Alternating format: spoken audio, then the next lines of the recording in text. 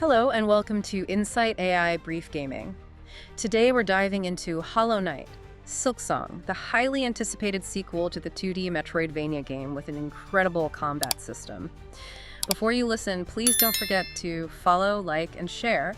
Imagine a game starting out as just an idea for DLC, downloadable content. Yeah. And then it just organically grows into this huge phenomenon. So anticipated it sold millions before it even launched. It's pretty wild. That's really the story of Hollow Knight, Silksong, isn't it?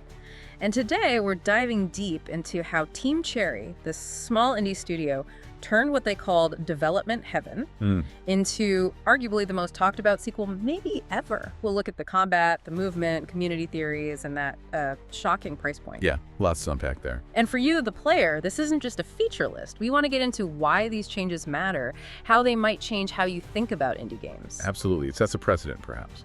So let's start right at the beginning. It wasn't even meant to be a new game initially. No, exactly. It spun out of Hollow Knight. The plan was just more Hollow Knight. But passion projects, they kind of take on a life of their own sometimes, don't they? They really do.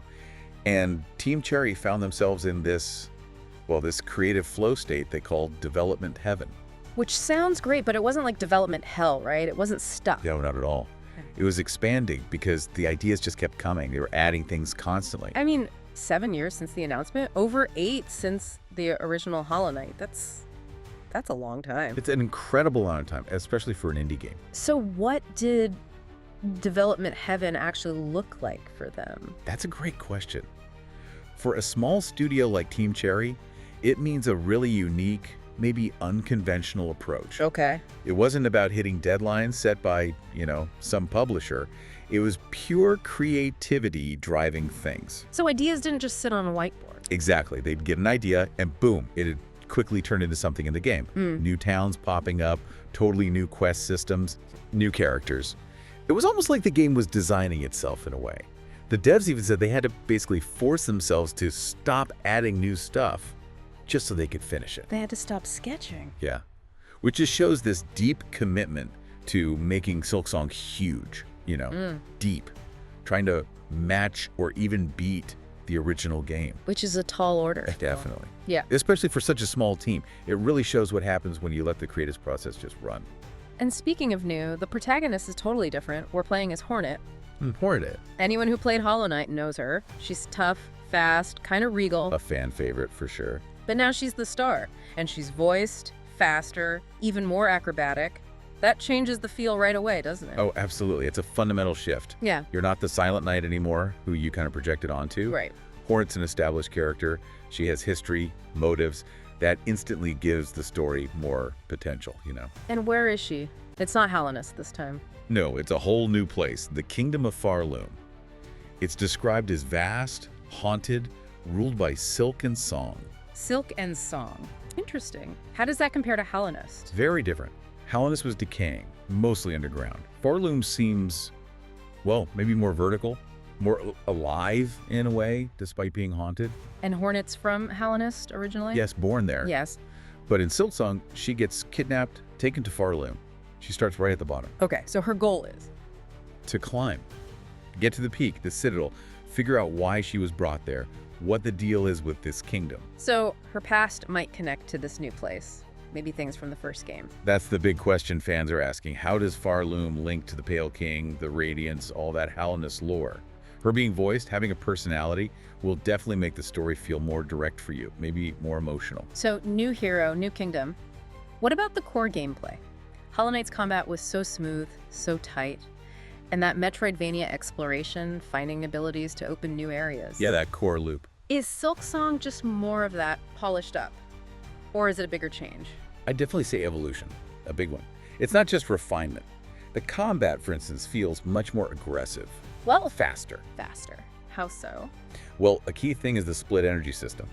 You've got one reforce for your skills, like offensive abilities that you build up by fighting. Yeah. And then a totally separate silk meter, just for healing. You can use it instantly to heal 3 masks, your health points. Ah, so healing and skills are separate resources now. Exactly. It's a big strategic shift. In Hollow Knight, you use the same resource soul for both. Now, you can't just hoard meter for healing. Right, you have to choose engage to build skill meter or use silk to heal. Precisely. It pushes you to be more aggressive, Makes combat less about backing off to heal. It leans into that risk-reward thing, maybe even more than the first game. And Hornet herself moves differently. You said more acrobatic. Yeah, she's much floatier, Yeah. has more airtime. The whole game seems built around aerial movement and combat. Think cartwheels, flips, dashing upwards, this cool corkscrew spin attack. Sounds almost like dancing. It kind of looks like it. The lines between fighting and just moving around seem really blurred. And the scale. Over 200 new enemies. More than 40 bosses. 40 bosses. Wow. Okay, so they're really encouraging you to master this new aerial style, pushing players out of maybe their Hollow Knight comfort zone. I think that's exactly it. Forcing a new kind of mastery. And that extends to just moving around the world, too. Like how? What new movement tech do we get? Well, mantling ledges is a big one. Grabbing onto edges automatically. Makes platforming a bit more forgiving, and you get it early. Okay, that's helpful. There's also a wall hold you stick to the wall instead of sliding down. And a new diagonal downward dash. It actually replaces the old pogo jump. No pogo. That No. was iconic. Bouncing on enemies. I know. It's a big change. This new dash seems to fill a similar role, but feels different. These things totally change how you look at vertical spaces, how you explore. So maybe exploration feels less about finding tiny hidden paths and more about using your abilities to make your own path. That's a great way to put it. More like an aerial playground.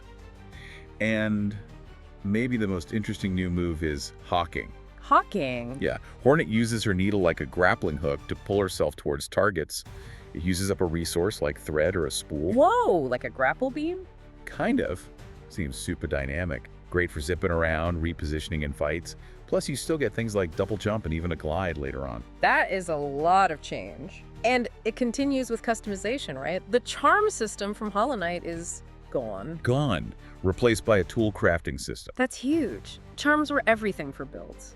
So crafting tools instead, what does that mean? It's a really interesting shift in philosophy. Charms were mostly passive buffs, right? They defined your build behind the scenes. Yeah, you set them and forgot them mostly. These tools are active, things you craft like bombs or traps, and then actively use in combat. You equip them, maybe consumables. So less about passive stats, more about active choices in the moment. It's exactly. More tactical decisions during fights. What tool do I need now?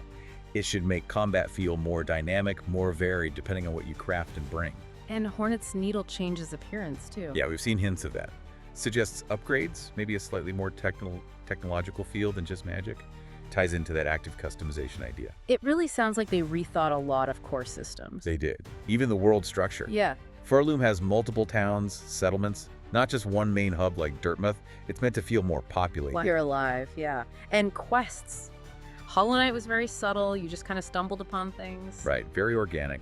Silksong has a formal quest log you can track with categories: gather, wayfarer, hunt. Oh, okay. So a bit more guidance for players who want it. Seems like it. A bit more direction, maybe, but still within this huge explorable world, a slightly different balance. Which all sounds massive. And that brings us to the hype. Just Yeah. the sheer level of anticipation. It's unreal. 7 years people have been waiting, buzzing about this, and it sold 15 million copies before it even launched. Yeah, 1.5 million. At launch. I can't even think of another indie game that's done that. What created that kind of energy? It's phenomenal. The hype is often put in the same category as huge AAA games, like Elden Ring, maybe. Right. And I think Team Cherry's narrative, that whole development heaven thing, focusing on creativity, not problems, just fueled it. People expect something truly special. They trust Team Cherry. Immensely. That trust comes from Hollow Knight's quality, how transparent the devs have been, and just the mystique of a game taking this long because they wanted it to be right, not rushed. And we saw that hype play out at Gamescom, right? People actually got to play a demo. We did, and the lines were legendary. 4 hours, longer at Nintendo's booth than Xbox. That's what people reported, yeah. Insane demand just to get a few minutes with the game. So what did they experience in those few minutes? Did it live up to the hype? Well, the demo gave players short bursts, like 10 to 30 minutes. They had two areas, Moss Grotto and Deep Docks. Uh-huh. And the general feeling was, yeah, this feels like Hollow Knight, but different. You could feel the new mechanics immediately. How so? Moss Grotto was more linear, kind of like an early game zone. Yeah. You started basic, then unlocked mantling and the thread hawking ability. So you felt the progression quickly. Yeah. And then Deep Docks was the opposite. Really intense, maze-like, super vertical, lots of lava, tricky platforming. It really showed off Hornet's new mobility and how the level design uses it. Sounds challenging. Definitely suggested Farloom will have really varied environments. And they fought bosses too. A basic one, Moss Mother, and then Lace. Lace. Yeah, she was apparently very fluid, combo heavy, and her movements were really similar to Hornet's own style. Oh, interesting, like a rival character. Maybe. Or maybe just designed to teach you how to fight as Hornet by fighting against something similar. Raises questions about her role in the story. So the community gets these tastes, these details, after years of waiting. How are they processing it all? Reddit must be on fire. Oh, constantly.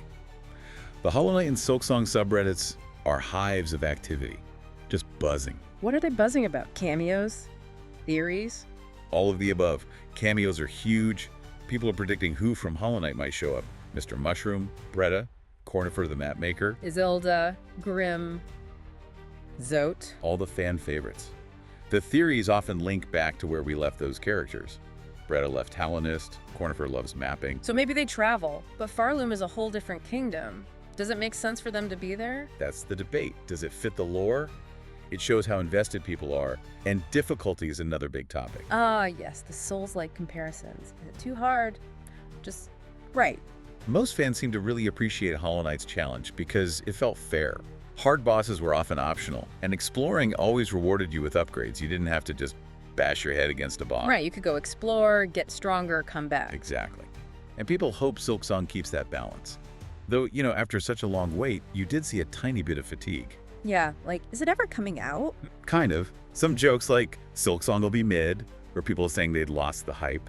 But the release date announcement, poof, hype back instantly. Understandably. And there's this really cool thing about the launch itself, isn't there? The simultaneous discoveries. This is fascinating. Team Cherry isn't sending out early review copies. No early reviews at all? Nope, which means everyone, players, streamers, everyone on social media, on all platforms, discovers everything at the exact same time. Wow. So no one has a head start on secrets or strategies. Exactly. The whole community explores Farloom, finds the secrets, figures out the bosses together in real time, right from day one. That sounds amazing, actually. Like a massive online event. It really is. That shared experience, millions discovering things simultaneously, it doesn't happen often. It's going to be a really unique launch. A truly communal way to experience it first. Okay, so after all this time, all the hype, all the waiting, the details. When, where? The magic date, September 4th, 2025. September 4th, finally. And platforms. Pretty much everywhere. PC, PlayStation 4, PS5, Xbox One, Series X and S, Nintendo Switch, and even the Switch 2. Wow, across the board. And huge news for many. Day one on Xbox Game Pass. Oh, that's big. Makes it super accessible. Definitely. And they've given specific launch times too.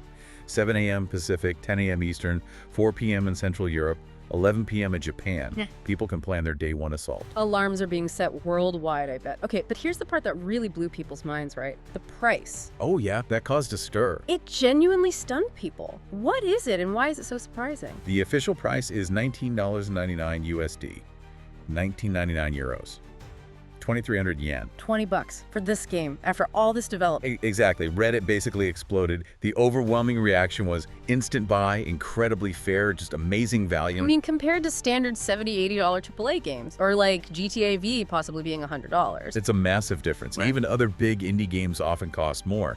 The Dead Cells devs famously thought the original Hollow Knight was too cheap. Huh. So what's the thinking? Is Team Cherry just being incredibly generous? That's the debate. Is this just them prioritizing getting the game into as many hands as possible? Or is it sustainable? Could other indie devs afford to price like this? Right. Does it set a difficult precedent for smaller studios who maybe can't price that low after years of work? It's a really interesting question. Is it good for players, but potentially tough on the indie scene overall? Or just a unique move by a studio that can afford to do it? It's like a real-world economic experiment happening right now. It really is. When you look at everything, the journey from DLC, the development heaven, the gameplay evolution, the community connection, this price, what's the big takeaway for you? Could this whole Silksong approach actually change things for indie games going forward? Don't forget to follow, like, and share. Join us again for another great analysis. Thank you.